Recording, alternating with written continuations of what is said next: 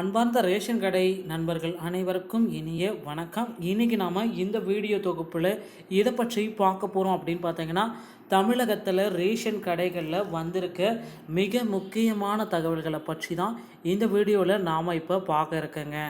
என்ன sir ration கடைகளில் நமக்கு முக்கியமான தகவல்கள் கொடுத்துருக்காங்க, இது எல்லாமே நீங்கள் செக் பண்ணி பார்த்தீங்கன்னா ரேஷன் கடைகளில் தமிழகம் முழுவதுமே பார்த்தீங்கன்னா நேரடியான நேர்காணல்கள். ஸோ கடந்த 2-3 மாதங்களாகவே பார்த்தீங்கன்னா தமிழகத்தில் கூட்டுறவு சங்கங்களால் நடத்தப்படக்கூடிய நியாய விலை கடைகளில் விற்பனையாளர்கள் மற்றும் கட்டுநர்களை எடுப்பதற்கான பணி நியமனங்கள் ப்ராசஸ் எல்லாமே நடைபெற்று கொண்டிருந்தது.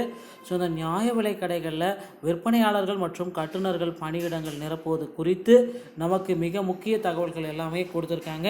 எப்போ இவர்களுக்கு பணி நியமன ஆணைகள் எல்லாமே வழங்குவாங்க, ஏன்னா நேரடி நேர்காணல் நவம்பர் 4ஆம் தேதியிலேருந்து சில மாவட்டங்களுக்கு முடிக்கப்பட்டு தயார் நிலையில் இருக்காங்க.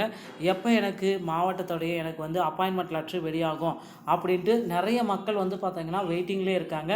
ஸோ இவர்களுக்கு பணி நியமன ஆணைகள் ஒவ்வொரு மாவட்டத்திலையுமே பார்த்தீங்கன்னா அந்தந்த மாவட்டத்தில் இருக்கிற கூட்டுறவு சங்கங்களால் தாங்க ரேஷன் கடை நடத்தப்படுது. ஸோ அரசாங்கத்தால் அது நடத்தப்பட கிடையாது, மாவட்டத்தில் இருக்கிற கூட்டுறவு சங்கங்கள் மட்டுமே இதை கவனித்துக் கொள்கிறாங்க. ஸோ அந்தந்த கூட்டுறவு சங்கங்கள் பார்த்திங்கன்னா தமிழகம் முழுவதுமே பார்த்திங்கன்னா ரேஷன் கடைகளில் பணி நியமன ப்ராசஸை மேற்கொள்கிறாங்க. ஸோ இந்த பணி நியமனத்தில் பார்த்திங்கன்னா யார் யாரெல்லாம் உள்ளே வராங்க அப்படின்னு நீங்கள் செக் பண்ணி பார்த்தீங்கன்னா தமிழகம் முழுவதுமே ஓகேங்களா. ஸோ 10th 12th இந்த மாதிரி கேட்டகரியில் வரவங்களுக்கு பார்த்தீங்கன்னா நல்ல மதிப்பெண்கள் பெற்றிருந்தால் அவங்களுக்கு பார்த்தீங்கன்னா உறுதியாக பணி வாய்ப்பு கிடைக்குங்க. ஸோ மதிப்பெண்கள் குறைவாக இருக்கிறதுக்கு கொஞ்சம் கம்மி தான், வாய்ப்புகள் குறைவு. ஸோ 10th 12th ஒரு 450, 10thலையும் 12th பார்த்தீங்கன்னா ஒரு 950க்கு மேலேயும் இருந்தால் உங்களுக்கு பணி வாய்ப்பு கிடைக்குங்க. ஸோ இதை கன்சிடர் பண்ணி தாங்க நமக்கு பார்த்தீங்கன்னா ரேஷன் கடையில் பணி நியமன ஆணைகள் எல்லாமே வழங்க இருக்காங்க. ஸோ அதனால் நீங்கள் கவலையே பட வேண்டாம். ரேஷன் கடை மக்கள்களுக்கு அடுத்தடுத்து கிடைக்கக்கூடிய மீண்டும் மீண்டும் வந்திருக்க மகிழ்ச்சியான செய்திகள் இவைகளே.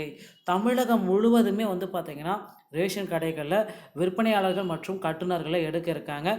ஸோ விற்பனையாளர்கள் மற்றும் கட்டுநர்களுக்கு தேவையான அப்பாயின்மெண்ட் லெட்டரை நமக்கு எப்போ வெளியிடுவாங்க அப்படின்றதாங்க மிகப்பெரிய கேள்விக்குறிகளில் இதுவும் ஒன்று அப்படின்னா நம்ம சொல்லலாம். இவ்வளோ நாளாக பார்த்தீங்கன்னா இந்த விற்பனையாளர்கள் மற்றும் கட்டுநர்களுக்கு இதுவரை கிடந்த 3 மாதங்கள், ஸோ நவம்பர் மாதம் இப்போ வரைக்கும் பார்த்தீங்கன்னா அப்பாயின்மெண்ட் லெட்டர் வெளியில் ஒருவேளை வெளியிடப்பட்ட அந்த ஈரோடு மாவட்டத்தை தவிர்த்து மீதி இருக்கிற அனைத்து மாவட்டங்களுக்கும் தமிழகம் முழுவதும் ரேஷன் கடைகளில் அப்பாயின்மெண்ட் லெட்டர் வெளியிடுவதற்கு அதிகப்படியான வாய்ப்புகள் இருக்குங்க.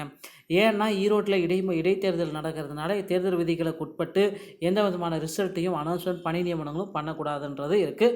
ஸோ இது எல்லாமே நம்ம கன்சிடர் பண்ணி நம்ம பார்க்குறப்ப ரேஷன் கடைகளுடைய முடிவுகள் மீதி இருக்கிற ஈரோடு மாவட்டத்தை தவிர்த்து மீதி இருக்கிற மாவட்டங்களுக்கு இன்னும் சிறிது நேரத்தில் வெளியாகுவதற்கு வாய்ப்புகள் அதிகங்க. ஸோ தமிழக மக்களே, ரேஷன் கடை சம்பந்தமான செய்திகளை உடனுக்குடன் பெற நம்ம சேனலோடு இணைந்திருங்கள். வீடியோ பார்த்தமைக்கு மிக்க நன்றி. அடுத்த வீடியோவில் இன்னொரு செய்தியோடையே உங்களை சந்திக்கிறேன். நன்றி, வணக்கம்.